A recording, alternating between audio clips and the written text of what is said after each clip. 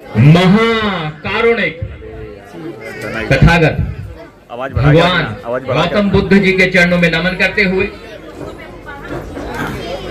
मनुवाद की रीढ़ की हड्डी को अपने जूते की ठोकर मारकर तोड़ने वाले ऐसे पेरियार ईवी रामास्वामी नायकर जी के चरणों में नमन करते हुए ये शोषित पीड़ित दबे कुचले समाज में पैदा हुए जो लोग हैं, इनके बीच में शिक्षा का बीज रोपित करके इन्हें शिक्षा के मार्ग पर आगे बढ़ा करके शिक्षा का महत्व समझाने का काम करने वाले ऐसे महामना राष्ट्रपिता ज्योतिबा फूले जी के चरणों में नमन करते हुए हमारी माताओं बहनों को शिक्षा का महत्व समझाया, शिक्षा के संबंध में जागरूक कराया, पुरुषों के समकक्ष कंधे से कंधा मिला करके आगे बढ़ने की प्रेरणा देने वाली ऐसी हमारी माता सावित्रीबाई फूले जी के चरणों में नमन करते हुए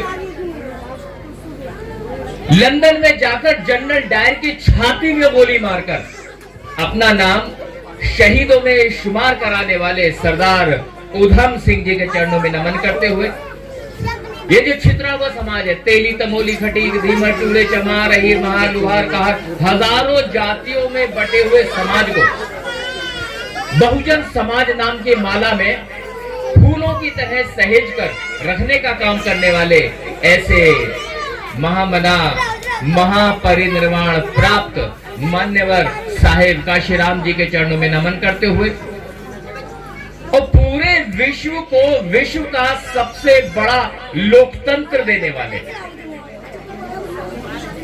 सबसे बड़ा लोकतंत्र होने के साथ साथ भारत को गणतांत्रिक व्यवस्था देने वाले, पूरे विश्व को विश्व का सबसे बड़ा लिखित संविधान देने वाले, महिलाओं को केवल शिक्षा ही नहीं संपत्ति में भी अधिकार प्राप्त हो उसकी व्यवस्था करवाने वाले। ये जो बच्चे हैं ये ना सिर्फ पढ़ें बल्कि पढ़ाई के बाद इन्हें अच्छा रोजगार मिले, विशेष रूप से गवर्नमेंट जॉब मिले, उसके लिए रोजगार कार्यालयों का निर्माण करवाने वाले। जब इनको नौकरी मिल जाएगी तो ऐसा हो सकता है कि इनके ऊपर जो बैठा हुआ अधिकारी है इनको आगे बढ़ने ना दे। ऐसे में वो अधिकारी आपके अधिकारों को ना छीन सके उसके लिए पदोन्नति में आरक्षण की व्यवस्था करवाने वाले।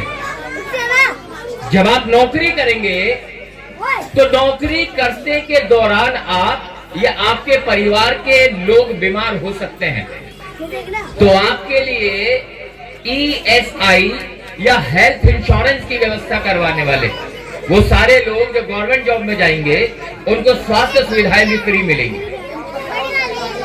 जब आपकी उम्र बड़ी हो जाएगी और आप रिटायर होने लगेंगे तो ऐसे में आमदनी का साधन रुक जाएगा। जब आमदनी का साधन रुक जाएगा तो कोई छोटा मोटा व्यापार करने के लिए पैसे की जरूरत होगी, तो वो जो एक मुश्त राशि आपको मिल जाए ताकि आप छोटा मोटा व्यापार कर सके, वह भविष्य निधि और उसकी व्यवस्था करवाने वाले। व्यापार हो सकता है चल जाए, हो सकता है ना चले, लेकिन फिर भी एक छोटी सी आमदनी आपके घर में आती रहे, उसके लिए पेंशन की व्यवस्था करवाने वाले। और आधुनिक भारत की आर्थिक रीढ़ की हड्डी का निर्माण करने वाले। भारत की आर्थिक रीढ़ की हड्डी है रिजर्व बैंक और आपकी जेब में रखा हुआ नोट, उसकी व्यवस्था भी उस महामानव ने की, उसकी व्यवस्था करवाने वाले। आपके घरों में जो बिजली आ रही है उस बिजली के लिए ग्रिड सिस्टम की व्यवस्था करवाने वाले। आपके घरों में जो पानी आ रहा है उस पानी के लिए विभिन्न प्रकार की नदियों को आपस में जोड़कर विभिन्न प्रकार के बांधों को बना करके जल विभाग होना चाहिए उसकी संकल्पना करने वाले। ऐसे महामना महापरिनिर्वाण प्राप्त बोधि सत्व बाबा साहेब डॉक्टर भीमराव अंबेडकर जी के चरणों में नमन करते हुए, जब बाबा साहेब डॉक्टर भीमराव अंबेडकर के संबंध में बात करता हूं, राष्ट्रपिता ज्योतिबा फूले जी के संबंध में बात करता हूं, शब्दों की बड़ी भारी कमी हो जाती है। मन में विभिन्न प्रकार के उद्गार कुछ इस तरह से हिलोरे लेते हैं कि कोई एक नया और बेहतरीन शब्द कह दूं कि इन महापुरुषों की शान में 4 चांद लग जाए। परंतु दुख का विषय यह है कि जिस समाज में इतने बड़े महापुरुष पैदा हुए, उस समाज की स्थिति आज भी ऐसी है। जो प्रयास आप कर रहे हैं, वो प्रयास है तो बहुत सराहनीय है, लेकिन अनुशासनहीनता चरम पर है। अगर अनुशासनहीनता चलती रहती है तो यकीन जानिए कितने भी आयोजन कर लें, परिवर्तन नहीं होगा। भाई संजय जी, अगर तो बात सुननी है तो थोड़ा सिस्टम बना लो यार, और ना तो यार ये माइक मेरा ले लो, खत्म करो बात। चिलित है तो एकाग्रता प्राप्त नहीं होती, और अगर एकाग्रता प्राप्त नहीं होती तो जिस कार्य में आप ध्यान लगाना चाहते हैं वहां आप ध्यान नहीं लगा पाएंगे, और जिस काम में आप ध्यान नहीं लगा पाते हैं उस काम को सफलतापूर्वक आप कर नहीं सकते। क्योंकि दुनिया में एक भी ऐसा काम नहीं है जो बिना ध्यान के होता हो। मैं जब छोटा था, स्कूल जाता था, तो मेरी माँ कहती थी बेटा ध्यान से स्कूल जाना। मेरी माँ ने कभी नहीं कहा कि बेटा ज्ञान से स्कूल जाना, वो कहते थे ध्यान से स्कूल जाना, क्योंकि ज्ञान तो ज्ञान है, ज्ञान का गुरु ध्यान है। ये बुद्ध ने समझाया। जब आप पेपर देने जाते थे तो मास्टर आपसे कहता था अबे ध्यान से पेपर कर ले। पूरे साल ज्ञान पढ़ाता था, पेपर वाले दिन ध्यान की बात करता था, क्योंकि ध्यान से नहीं करोगे तो कर नहीं पाओगे। मोटरसाइकिल, साइकिल, कार, ये ज्ञान से कम ध्यान से ज्यादा चलती है भैया। तो जो आपके महापुरुषों ने आपको बताया है वो बहुत गंभीर विषय है। ये कमजोर कंधों पे बड़ी भारी भरकम धर्म रख के चले गए हमारे महापुरुष। मुझे कई बार दुख होता है कि संभाल नहीं पा रहे लोग। खैर, इजाजत है तो मैं अपनी बात शुरू करूं संजय भाई। हाँ जी संजय जी, मेरा जी आप भी तो यहीं खड़े होकर डिस्टर्ब कर रहे हो। आप भी तो यहीं खड़े होकर। इजाजत हो तो मैं अपनी बात कहूं जी? बिल्कुल सर, बिल्कुल। अरे हाँ या ना कुछ तो कह दो। बोलो यस और नो, यस और नो, यस और नो, यस। बिना उसके बाद बनते नहीं यार। मुझे लग रहा है कि बिना करंट आता ही नहीं इनमें। हाथ ऊपर करो दोनों, सारे लोग हाथ ऊपर करो। मेरे साथ माइक पे मत बोलना भाई, मेरे साथ आप बोलोगे जय भीम, जय भीम, जय भीम। हाँ यार, इतनी देर हो गई, समझ ही नहीं रहे, तो समझना पड़ेगा भाई। एक बार क्या हुआ, एक नाव में एक बादशाह बैठा हुआ है, कुछ व्यापारी बैठे हुए हैं, कुछ मंत्री बैठे हुए हैं, और एक भिक्षु भी बैठा हुआ है। भिक्षु बैठे हुए। अब साहब, नाव में कुत्ता भौंक रहा है, नाव में कुत्ता भौंक रहा है। कुत्ते के भौंकने की वजह से नाव को चलाने वाला जो नाविक है उसे डिस्टरबेंस हो रहा है। अब साहब, डिस्टर्ब हो रहा है तो नाव कैसे चलाए? बड़ा मनाया भाई कुत्ता भौंकना बंद करे, बहुत समझाया पर कुत्ता माना नहीं। कुत्ता जो है भौंकता रहा।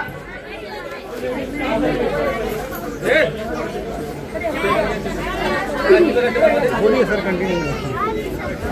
मैं जारी रखूं क्या साहब? सर बिल्कुल बिल्कुल। अच्छा, तो कुत्ता भौंक रहा था। नाविक को नाव चलाने में दिक्कत आ रही थी। टेबल लेके दे दे भाई। राजा भी दुखी हुआ। अरे भैया थोड़ा शांत रह लो यार।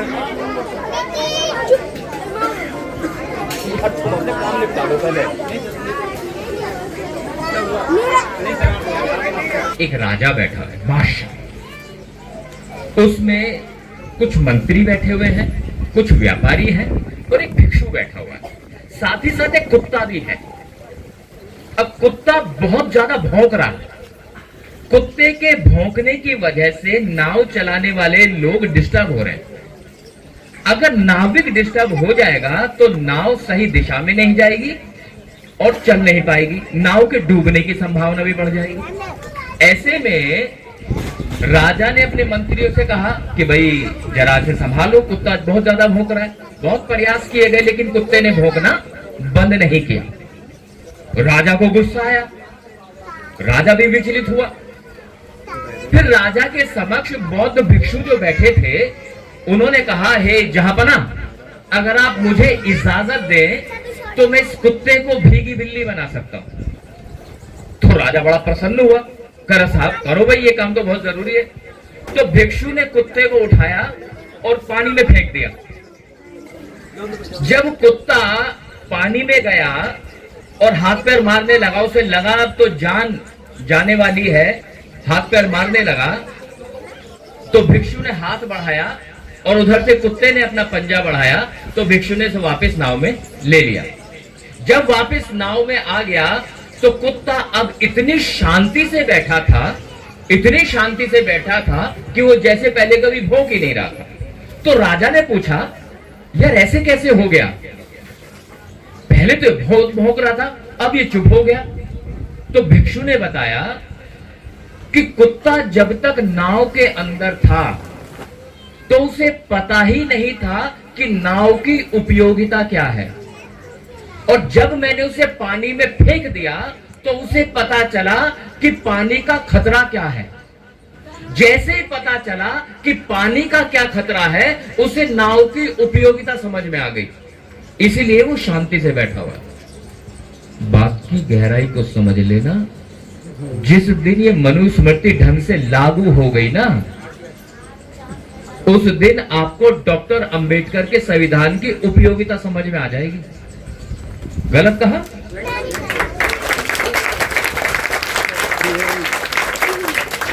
उस दिन दिमाग की बत्तियां जलनी शुरू हो जाएंगी। दोस्तों, ये जो हक और अधिकार हमें बिना मेहनत के मिल गए हैं ना, उसकी उपयोगिता अभी समझ में नहीं आ रही है। जानते हो, ये संजय भाई नीरज ने जो कार्यक्रम कर दिया है, भले ही जैसे भी स्तर पे किया है, आने वाला समय ऐसा होने वाला है कि आपको ऐसे प्रोग्राम करने की इजाजत भी ना मिलेगी। मैं बारिश से बाहर आया था। ऐसे प्रोग्राम करने की इजाजत भी नहीं मिलेगी। अगर एक बार दोबारा भगवा गुंडों की सरकार फिर से आ गई तो, और ये मजाक नहीं है। आप देखो ना, टीवी पर आकर के, सोशल मीडिया पर आकर के सीधा सीधा अब तो ये बोलने शुरू कर दिया है कि संविधान बाबा साहब ने लिखा ही नहीं बोल रहे क्या लोग? आपके बाप के ऊपर निशाना लगाना शुरू कर दिया उन्होंने, और आप क्या कर रहे हो? हम आपस में गुथे मरे जा रहे हैं यार। हमारी अपनी समस्याएं समाप्त नहीं हो रही, वो हमें बर्बाद करने पे तुले हुए हैं। और जानते हो बर्बादी कितनी तय हो गई है? आपको अंदाजा तक नहीं है। मुझे दुख होता है कि समाज में जो काम करने के ठेकेदारी लेकर घूम रहे हैं, वो इन लोगों को जाके बताते तक नहीं है कि बर्बादी तय कर दी गई है। जानते हो कैसे बर्बादी तय हुई? 2014 में जैसे ही सरकार बदली थी, जानते हो सबसे पहला काम क्या हुआ? आपके बच्चे, जो छोटे छोटे बच्चे बैठे हैं, ये इको कम करो, इको कम, ये जो छोटे बच्चे बैठे हैं, इस उम्मीद में आप पढ़ाते हो इन्हें कि भविष्य में इनको सरकारी नौकरियां मिले आरक्षण के माध्यम से। बाबा साहब डॉक्टर भीमराव अंबेडकर का आरक्षण कहता था, वैकेंसी चाहे तमिलनाडु में निकले आपको आरक्षण मिलेगा, पंजाब में निकले आपको आरक्षण मिलेगा, उड़ीसा में निकले, उत्तर प्रदेश में निकले आपको आरक्षण मिलेगा। लेकिन जैसे ही पहली सरकार आई थी 2014 में, इन्होंने जानते हो क्या किया? उत्तर प्रदेश में पैदा होने वाले बच्चे को केवल उत्तर प्रदेश में आरक्षण मिलेगा, उसे केरल में आरक्षण नहीं मिलेगा। दिल्ली में पैदा होने वाले बच्चे को केवल दिल्ली में आरक्षण मिलेगा, मद्रास तमिलनाडु में आरक्षण नहीं मिलेगा। तो बताओ, काम बढ़िया हुआ खराब हुआ? आवाज नहीं आ रही, बढ़िया खराब? जब ये काम खराब हो रहा था तो बताओ तुम्हारा नेता कहां से हो रहा था? आया बताने कोई? वो तो बताने भी नहीं आया, और तुमने जानने की कोशिश भी नहीं की कोशिश भाई। और केवल इतना ही नहीं, आपको 15% आरक्षण मिला हुआ। जानते हो क्या होता था? आपके मेधावी बच्चे भी हैं जो कंपटीशन के एग्जाम में 95% लाते, 96% लाते, 98% लाते हैं। क्या होता था? उन्हें अनुसूचित जाति की लिस्ट से निकाल करके सामान्य में भेज दिया जाता था। किसी एक गरीब की सीट बच जाती थी, किसी एक गरीब के काम आती थी। लेकिन जैसे ये मनुवादी सरकार आई, जानते हो उसने क्या किया? अब आपके बच्चे के चाहे 50,000% नंबर आ जाए, रहेगा 15% में ही, उसे सामान्य सीट नहीं मिलेगी। बताओ, बात बढ़िया हुई खराब हुई? जब ये बात खराब हो रही थी तो बताओ तुम्हारा सामाजिक नेता कहां से हो रहा था? बताओ तुम्हारा धार्मिक नेता कहां था? और बताओ तुम्हारा राजनीतिक नेता कहां था? तुम लोगों की आंखें देख के पता चल रहा है कि आपको पता भी पहली बार चल रहा है कि ये हुआ। बोल दो मेरे मुंह पे हाँ या ना।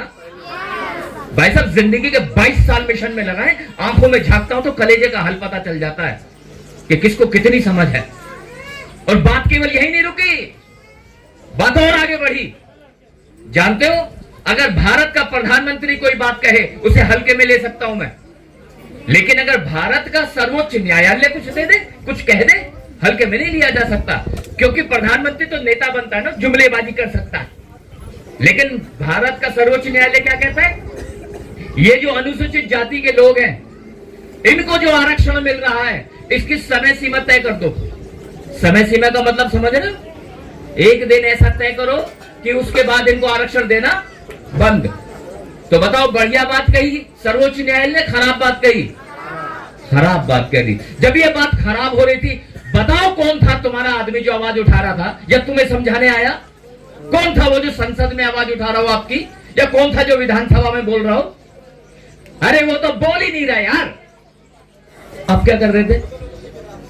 आप क्या कर रहे थे? और ये जो नए नए लोंडे हैं ना, ये युवा साथी, मैं बता रहा हूं ये क्या कर रहे हैं। ये मोबाइल में नंगी नंगी फोटो देख रहे हैं।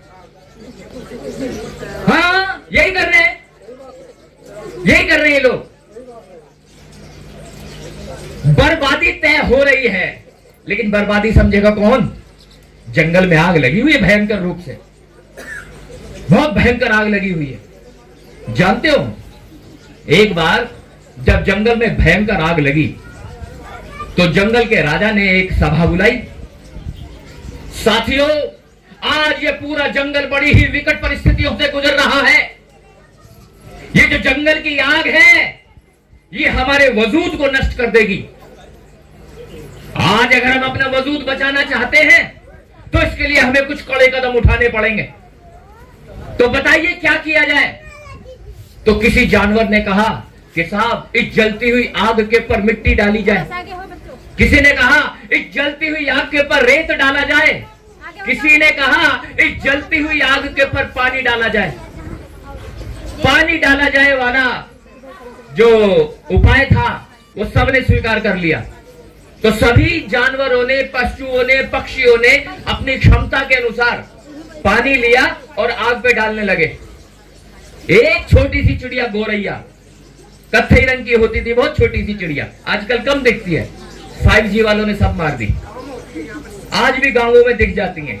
सवेरा होता था तो चै चै चै चै करती थी, शाम होती थी तो चै चै करती थी, तो पता लगता था सवेरा हुआ, शाम हुआ, तो मर गई। वो गोरैया अपनी चोंच में पानी लेकर चली और एक पेड़ की डाल पे कौवा बैठा हुआ था। कौवा कहने लगा, अरे चिड़िया, तेरी मती मारी गई है क्या? तेरा दिमाग खराब हो गया?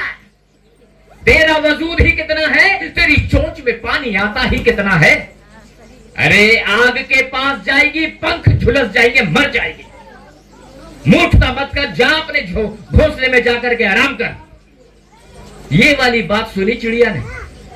चिड़िया ने पलट के कहा, सुनो चाचा कल्लू, मैं अपनी चोंच में पानी इसलिए लेकर के नहीं जा रही हूं कि मेरे पानी डालने से आग बुझ जाएगी ना, मैं तो चोंच में पानी लेकर के आग पर डालने इसलिए जा रही हूं कि जब इस जंगल की बर्बादी का इतिहास लिखा जाएगा ना साहब, तो मेरा नाम वफादारों में आएगा, गद्दारों में नहीं आएगा।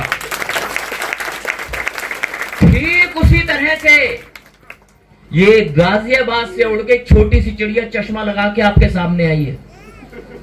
मेरी चोंच में जितना पानी है, हो सकता है इस पानी को डालने से जंगल की आग ना बुझे, लेकिन याद रखना दोस्तों, जिस दिन आपकी समाज की बर्बादी का इतिहास लिखा जाएगा, सतीश बौद्ध का नाम वफादारों में आएगा, गद्दारों में नहीं आएगा।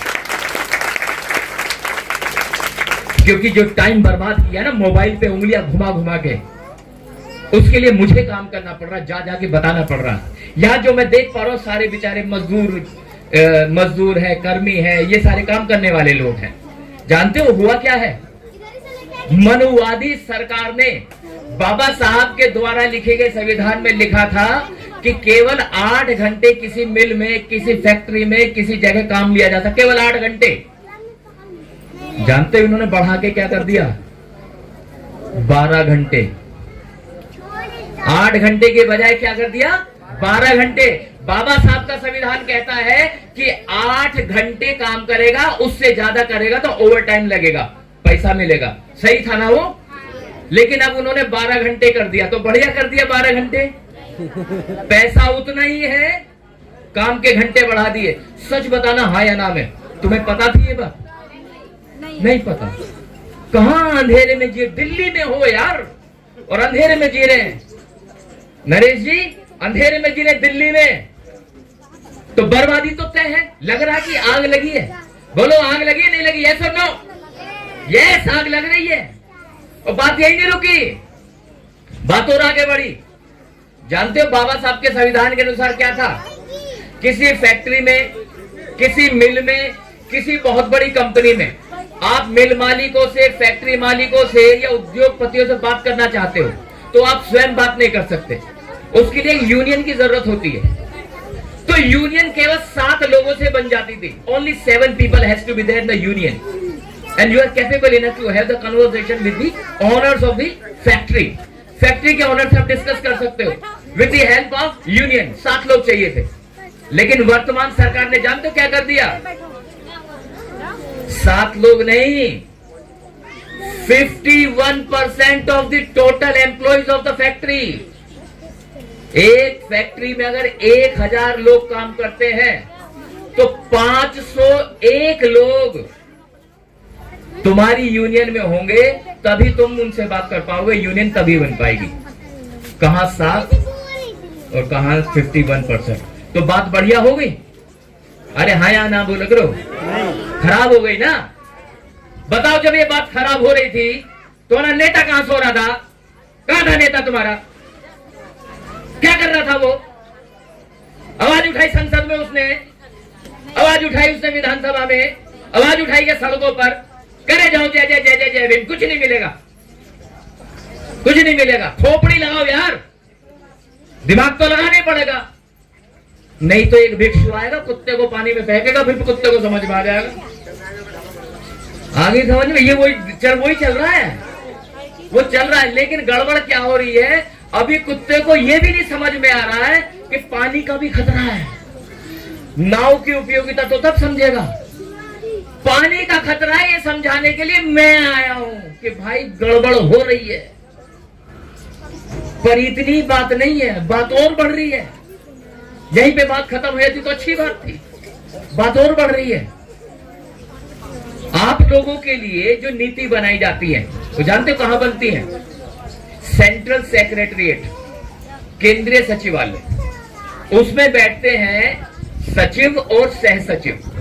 सचिव और सह सचिव बनाने के लिए बाबा साहब डॉक्टर भीमराव अंबेडकर जी के संविधान के अनुसार यूपीएससी की परीक्षा पास करेगा बच्चा, फिर इंटरव्यू पास करेगा, फिर वो वहां पर जाएगा और आपके लिए नीति निर्धारित करेगा। 15% तो आपका जाएगा ही ना रिजर्वेशन के हिसाब से। 7.5% तो आपका आदिवासी का जाएगा और 27% जाएगा ओबीसी का। 15, 7.5 और 27, इस तरह से 49.5% आप लोगों की उपस्थिति वहां पर होगी। लेकिन 2017 में इस मनुवादी सरकार ने जानते हो क्या किया? इन्होंने लेटरल एंट्री लगा दी। लेटरल एंट्री का क्या मतलब हुआ? डायरेक्ट भर्ती कर दी, कोई रिटर्न टेस्ट नहीं। अब एक बात बताओ, अगर ऐसे डायरेक्ट भर्ती करने की ताकत मेरे पास आ जाए तो मैं किसे भर्ती करूंगा? आवाज नहीं आ रही? अपनों को करूंगा। तो अभी सरकार किसकी चल रही है? मनुवादियों की, सवर्णों की। तो किसको भर्ती करेंगे? अपनों को भर्ती कर दिया, भर्ती कर दिया। ये अच्छी बात नहीं थी, भर्ती कर दिया। जानते हो, अगर आज किसी तरह से बीजेपी को हटा भी दें, उसके बावजूद भी उन्हीं की सरकार चलेगी, क्योंकि केंद्रीय सचिवालय में उनके लोग बैठे हैं। अब एक बात बताओ, आपकी नीति कौन बनाएगा फिर वहां, जब आपका आदमी नहीं है? आवाज आ रही है? कोई नहीं बनाएगा भाई। सच बताओ, आपको बताने के, ये वाली बात बताने के लिए आया कोई? आपने ढूंढी ये बात? नहीं ढूंढी, क्योंकि टीवी पे तो मिलेगी नहीं, इंटरनेट पे प्रोपेगेंडा चल रहा है। और इतने अकलमंद आप मुझे लगते नहीं हो कि आप ढूंढ लो। तो इसका मतलब क्या हुआ? मेरे जैसे आदमी को आपके बीच में आना ही पड़ेगा। दुख का विषय यह है कि जो लोग नेतृत्व करता है, उनकी भी खोपड़ी में बात नहीं आ रही, और आपके ऊपर अत्याचार कलम के माध्यम से हो रहा है। अब डंडे वाला अत्याचार कम है, अब आपको कोई जाति सूचक शब्द कहे वो अत्याचार कम है, लेकिन कलम चला करके आपके ऊपर अत्याचार बदस्तूर जारी है, रेगुलर जारी है। इन्हीं चीजों का तो विरोध बाबा साहब डॉक्टर भीमराव अंबेडकर और राष्ट्रपिता ज्योतिबा फुले करते रहे थे कि आपके ऊपर जो अत्याचार हो रहा है उसके खिलाफ मुहिम तो चला रहे थे ना। लेकिन हम हैं कि मानते ही नहीं, हम हैं कि जानते ही नहीं, हम हैं कि समझते ही नहीं। लेकिन यकीन जानिएगा, जिस दिन बर्बादी तय हो जाएगी उस दिन समझ में आ जाएगा, क्योंकि आपको एक मोर्चे पे नहीं, कई मोर्चों पे लड़ाई लड़नी पड़ रही है। ये जितने बैठे ना यहाँ पर मेरे सामने, ये अभी अभी जय भीम वाले हैं। ये घर में जाते ही सारे के सारे जो है राम राम वाले ही। हाँ, ये सारे राम राम वाले हैं। ये जो नीले रंग की क्रांति का परचम बहराने के लिए यहाँ लोगों को बैठाया है, ये सारे सारे नारंगी हैं। दिख रहे हैं मुझे? सब संतरे हैं, दिख रहे हैं मुझे? तो जो सत्य है वो सत्य है भाई। एक जगह रुको, मैं बता रहा हूं, दो दो नावों में पैर रखोगे डूब जाओगे। अगर तो तुम उस तरफ के हो तो उसी तरफ रहो, इधर आओ मत। और अगर इधर आ गए तो फिर उधर जाओ मत। एक जगह रुको, एक जगह रुकना पड़ेगा। और ये अंधविश्वास और पाखंड, इसको खोपड़ी से निकालना पड़ेगा। सबसे बड़ी बीमारी है अंधविश्वास, सबसे बड़ी बीमारी है पाखंड। कैसा पाखंड है जी, कैसा अंधविश्वास है? राजा और रानी मिलके हल चला रहे थे।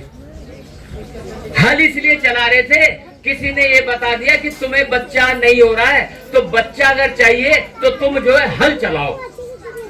पहले तो मुझे ये समझ में नहीं आ रहा है, बच्चे होने के लिए हल चलाने से क्या मिलेगा? मुझे कहानी समझ में नहीं आई। चलो भाई कोई बात नहीं, हल चला लिया। अब हल चलाते चलाते हल एक जगह रुक गया, अटक गया। जैसे ही हल अटक गया तो वह खोद के देखा, तो खोद के देखा उसमें घड़ा निकला। घड़े को उठाया तो उसमें आवाज आ रही थी, खुटर खुटर हो रही थी। घड़े को फोड़ दिया, उसमें एक बच्चा निकला। बच्चे को ध्यान से देखा तो लड़की थी। लड़की बड़ी होकर सीता बन गई। यही तो कहानी थी। चलो कहानी तो समझ में आ गई, पर मुझे ये बताओ, अबे बच्चे ना हो गए, आलू हो गए, ये खुदाई में निकल रहे, मूली हो गए, गाजर हो गए, ये खुदाई में आलू निकलने चाहिए भाई, ये बच्चे निकल रहे हैं। ये बात कैसे सत्य हो सकती है? हम लोगों ने उस तरफ बिल्कुल ध्यान नहीं दिया और हमें मूर्ख बनाते रहे और हम मूर्ख बनते चले गए। केवल यहीं पर यही नहीं सिखाया हमें और भी कई बातें सिखाई। अब साहब तो जल्दी से बैठ लो भाई, जल्दी जल्दी करो आगे। हाँ, जहां जगह मिल जाए बैठ जाओ। एक बार एक व्यक्ति था, उस व्यक्ति का नाम था कंस। अब साहब उसकी एक बहन थी, उस बहन का नाम था देवकी। अब उसने जो है उसकी बड़ी ही खुशी से, हर्ष उल्लास से शादी करवाई, और जिस आदमी से शादी करवाई उस आदमी का नाम था वासुदेव। अब साहब जब शादी हो गई तो बहन को विदा करने के लिए आ रहा था वो। अब जब बहन को विदा करने के लिए आ रहा था, ना जाने क्या सिस्टम बना, आसमान फट गया, उसमें डीजे लग गया, तुर्री लग गई, माइक लग गई, वहां से आवाज आ रही थी, भाई कंस, जिस बहन को तू विदा कर रहा है इसका 8वां बेटा तेरी हत्या करेगा। अब उसका दिमाग घूम गया कि यार ऐसे कैसे, ये तो कहानी खराब है।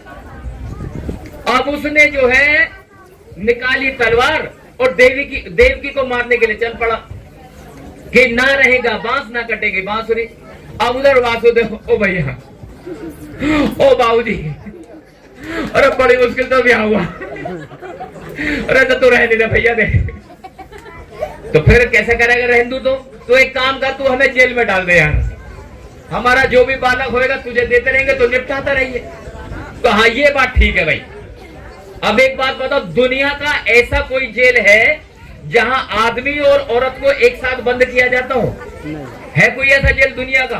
आदमी अलग बंद होते हैं, औरतें अलग बंद होती हैं। वो न्यारा जेल था, उसमें वासुदेव और देवकी को एक साथ बंद कर दिया। भैया वहां तो खेती बाड़ी शुरू होगी, एक साथ बंद कर दिया। अब वो साहब बच्चा हर बार पैदा हो रहा है, वो कंस उसे निपटाता जा रहा है। अब एक बात बताओ, क्या इस बात पे यकीन आता है कि ऐसा संभव है क्या कि आसमान फटे और एक आदमी आपको बता दे गुरु ऐसा कांड होने वाला? ऐसे कैसे हो सकता है यार? हमें पागल बनाया जा रहा है। और फिर एक दिन वो बच्चा जो मारने वाला था वो पैदा हो गया। अब वो ऐसे तिकड़म से पैदा हुआ, उसने पैदा होते सारी दुनिया सुला दी। आंधी बारिश तूफान पानी भर गया। अब उसका जो बेटा जो पैदा हुआ है, अब उसे बचाता हुआ वो किसी और के यहां ले गया। देवकी के बच्चे को वो यशोदा के यहां चला गया। अब यशोदा के यहां से बेटी ले आया, अदला बदली कर दी। अब यहां ध्यान से सुनना, बेटा था तो उसे बचा लिया, बेटी को मरने के लिए ले आया। मतलब कंस को मारना था ना, तो मतलब बेटी मर जाए कोई बात नहीं, बेटा जिंदा रहना चाहिए। ये क्या थ्योरी हुई भाई? बेटी को मार दो, वो बेटी भी तेज निकली, वो इतनी सी बालक, वो भी तेज निकली। कंस ने पैर पकड़ के उसे जैसे पटकना चाहा, वो तो भाई साहब उड़ गई हवा में। हवा में उड़ गया, उसने कहता गुरु तेरा इंतजाम तो हो गया, अब तुझे जो निपटाएगा वो पैदा हो गया। ऐसे हो सकता है क्या कि एक छोटे से बच्चे को जमीन में मारोगे मारने के लिए, वो उड़ जाए हवा में? हमें पागल बनाया यार, हमें बेवकूफ बनाया गया।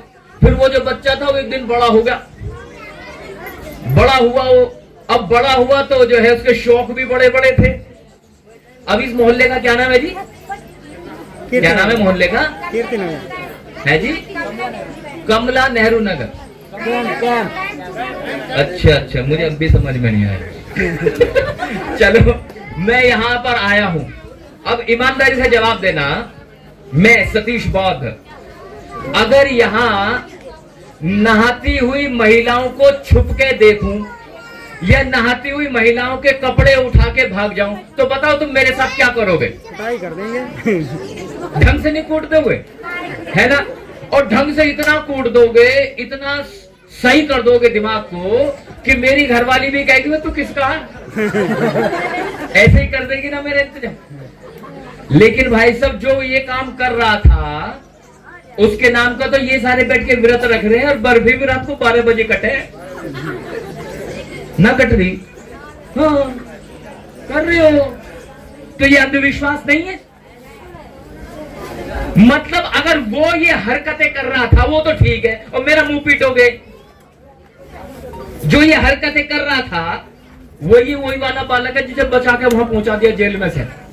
ये वही था। अब साहब ये आदमी और बड़ा हो गया। जब और बड़ा हुआ तो इसकी यारी दोस्ती कौरवों और पांडवों में होगी। अब साहब एक दिन ये जो पांडवों की पत्नी थी द्रौपदी, अब उसकी उंगली में जो है चोट लग गई। अब चोट कैसे लगी वही जाने, माफ करना मैं गलत बता गया, चोट लग गई थी कृष्ण की उंगली में, जो ये बच्चा बड़ा हो गया था। अब वो जो द्रौपदी थी उसने दुपट्टा फाड़ करके उसने उंगली पर पट्टी बांध दी। अब उसने कहा कि भाई आज से तुम मेरी बहन हो और तुमने मुझे पोंची बांध दी। अब ये पोंची को मैं जो है जिम्मेदारी से निभाऊंगा। अब पोंची निभाने का समय आया। भरे दरबार में द्रौपदी को सबके सामने निर्वस्त्र किया जा रहा था। मजे की बात सुनना, पांडवों में जो बैठे थे क्या वो दलित थे? बोलो हाँ या ना? क्या वो शूद्र थे? नहीं। तो वो कौन थे? सवर्ण, बनिया बामन ठाकुर, यही थे। औरत को नंगा करने वाले ये थे, औरत को नंगा करवाने वाले भी यही थे। यही लोग थे ना, हमारे लोग तो नहीं थे, यही लोग थे। अच्छा, उसको निर्वस्त्र किया क्यों? क्योंकि उसका पति था धर्मराज युधिष्ठिर, और धर्मराज वो इस वजह से था क्योंकि उसने घरवाली को जुए में दांव पे लगाया। तो जुए पे दांव पे लगाने वाले भी सवर्ण थे और जुए में हारने वाले भी सवर्ण थे और जुए में महिला को जीतने वाले भी सवर्ण थे, आप नहीं थे। तो नारी का तिरस्कार किसने शुरू किया? सवर्णों ने या शूद्रों ने? आवाज नहीं आ रही? आवाज नहीं आ रही? सवर्णों ने। नारी पर अत्याचार जो किए सवर्णों ने शुरू किए और अपने आप को धर्मराज युधिष्ठिर कहलवाया, अपने आप को धर्मराज कह रहा है वो। फिर क्या हुआ? अब साहब अगर कोई मेरी मुंह बोली बहन भी हो, सगी ना भी हो, मुंह बोली बहन हो, और यहां इसी दरबार में अगर कोई व्यक्ति उसे निर्वस्त्र कर रहा है, यकीन जानिएगा या तो मर जाऊंगा या मार दूंगा। पक्की बात, पक्की बात। सगी बहन के लिए तो ना जाने क्या करेंगे, मुंह बोली बहन के लिए या तो मर जाऊंगा या मार दूंगा। लेकिन जानते हो वो जो पोंची वाला भैया था वो भी वही था। उसकी कहानी ऐसे हो गई कि साजन के हाथ भेजी है पहुंची, वह पहुंची के ना पहुंची, वहां से खबर पहुंची तो यह पहुंची कि तेरी पहुंची ना पहुंची। उसने ना लगाया चाटा भी, उसने क्या करा, उसने हाथ यूं कर लिया। अब हाथ में टेक्सटाइल की फैक्ट्री लग गई, यहां पे से निकल दी धोती, हाथ में से निकल दी धोती। अब आप सोचो, एक आदमी उतार रहा है धोती और एक आदमी चढ़ा रहा है धोती। संभव है क्या? एक ही साथ उतरना चढ़ना संभव नहीं है। और अगर चलो संभव है भी तो नारी का इतना बड़ा तिरस्कार कि इतने सारे आदमियों के बीच में ये हरकत की जा रही है। तो अगर नारी का सम्मान करना सीखना है तो सीखना पड़ेगा राष्ट्रपिता ज्योतिबा फूले से, जिन्होंने अनपढ़ महिला को पहले पढ़ाया और फिर भारत की पहली शिक्षिका बनाया। बोलो जय बाबा भीमराव अंबेडकर की जय, बोलो बाबा भीमराव अंबेडकर की, बोलो बाबा भीमराव अंबेडकर की। ये है नारी का सम्मान। नारी का सम्मान अगर सीखना है तो सीखो बाबा साहब डॉक्टर भीमराव अंबेडकर से, जिसने एक बिना पढ़ी लिखी अनपढ़ महिला को ऐसा ज्ञान दिया कि उन्होंने बाबा साहब का ही निर्माण कर दिया। अन्यथा वो तो भीमराव था। भीमराव को बाबा साहब बनाने का योगदान अगर श्रेय किसी को जाता है तो वो जाता है माता रमाबाई अंबेडकर को जाता है। बोलो बाबा भीमराव अंबेडकर की, बाबा भीमराव अंबेडकर की, बाबा भीमराव अंबेडकर की। इसलिए महान है, इसलिए महान है। और वो लोग क्या कर रहे हैं? उन लोगों ने नारी का केवल तिरस्कार किया। केवल इतना ही तिरस्कार नहीं किया, उन लोगों ने अगर आपका पति मर गया तो आपको चिता पे जिंदा जलाने का काम अगर किसी ने किया तो इन मनुवादियों ने किया। बड़े डींगे हाँकते हैं कि अगर हम युद्ध में हार जाते हैं तो हमारी महिलाएं जोहर कर लेती हैं। जोहर क्यों कर लेती हैं? क्योंकि तुमने उन्हें तलवार चलानी सिखाई नहीं। अगर तलवार चलानी सिखाई होती तो रजिया सुल्तान बन सकती थी, वो माता झलकारी बाई बन सकती थी। लेकिन नारी को तो केवल और केवल इस्तेमाल की चीज बना के रखा ना इन सवर्णों ने। और मैं फिर से याद दिला रहा हूं, मनुस्मृति अगर पुनः लागू हो गई तो आपकी स्थिति वैसी हो जाएगी जैसी स्थिति थी। तो आपको अंधविश्वास, पाखंड और राजनैतिक प्रोपेगेंडा और राजनैतिक रणनीतियों से समझना पड़ेगा, समझना पड़ेगा। कई बार तो आपके बीच में बहरूपिये भी आएंगे, बहरूपिये जो ये कहेंगे कि मैं तो आप ही का हूं, लेकिन वो आपके लिए काम नहीं करेंगे। ऐसे बहरूपी आएंगे जो जय जय जय जय जय भीम करके नारे लगवाएंगे, लेकिन आपके उत्थान की बात नहीं बताएंगे, आपके ऊपर हो रहे अत्याचार की बात नहीं बताएंगे। हालांकि आज माहौल दूसरा है, ये जो है जन्मोत्सव का कार्यक्रम है, बहुत सारी गंभीर बातें ऐसी हैं जो जनरली मैं करता हूं, पर अभी वो माहौल नहीं है क्योंकि बाकी और भी कार्यक्रम है। तो मैं अपनी वाणी को यहीं विराम देता हूं। आप सभी का मुझे सुनने के लिए बहुत बहुत साधुवाद।